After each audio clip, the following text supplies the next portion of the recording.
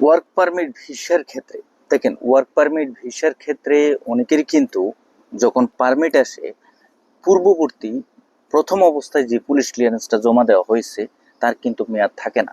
এক পর্যায়ে যখন ভিসা অ্যাপ্লিকেশনটা আপনি এম্বাসিতে সাবমিশন করবেন, দেন আপনার যে পুলিশ ক্লিয়ারেন্সটা জমা দেওয়া হয়েছে সেটার কিন্তু মেয়াদ থাকে না এবং নতুন করে পুলিশ ক্লিয়ারেন্স দেওয়ার প্রয়োজন পড়ে। এর ভিতরে যে সমস্যাটা আমাদের ভিতরে কাজ করে, আমি আবার নতুন করে পুলিশ ক্লিয়ারেন্স তৈরি করতে চাচ্ছি না, বা যে ঝামেলাটা হয়েছে সেটা আবার আমার পুনরায় হোক, বা এই পুলিশ ক্লিয়ারেন্স নিতে যে ঝামেলাটা সেটা যেন পুনরায় মানে আমি চাচ্ছি না যে আবার নতুন করে করার জন্য। এই যে একটা গাফিলতি বা নিজের ভিতরে যে একটা মানে অনীহা প্রকাশ, যে আমি পুলিশ ক্লিয়ারেন্স আবার দিতে চাচ্ছি না, এটা না সেটা না। সুতরাং পারমিট আসার পরবর্তী পর্যায়ে আপনি কখনো সময় নষ্ট করবেন না। যে ডকুমেন্টসগুলো আপনার প্রয়োজন পড়ে সেই ডকুমেন্টসটা আপনি আপ টু ডেট দেওয়ার চেষ্টা করবেন।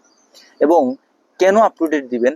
আপনার পুলিশ ক্লিয়ারেন্সের মেয়াদ যেমন ধরেন 1 সপ্তাহ আছে, 15 দিন আছে, 20 দিন আছে, বা তারও কম সময় আছে, বা 2-1 মাস থাকে, এমত অবস্থায় আপনার পারমিট চলে আসছে, নতুন করে আবার পুলিশ ক্লিয়ারেন্স দেওয়ার জন্য বলতেছে, আপনি তৎক্ষণাৎ এই পুলিশ ক্লিয়ারেন্সটা দিবেন।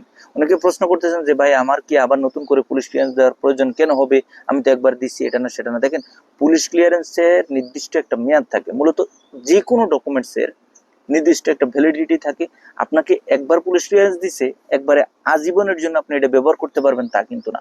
বাংলাদেশে পুলিশ ক্লিয়ারেন্সের মেয়াদ থাকে 6 মাস, কিন্তু বর্তমান সময়ে 3 মাসের ওভার হয়ে গেলে কিন্তু আসলে সেটা এক্সপায়ার বা সেটা গ্রহণযোগ্য হয় না।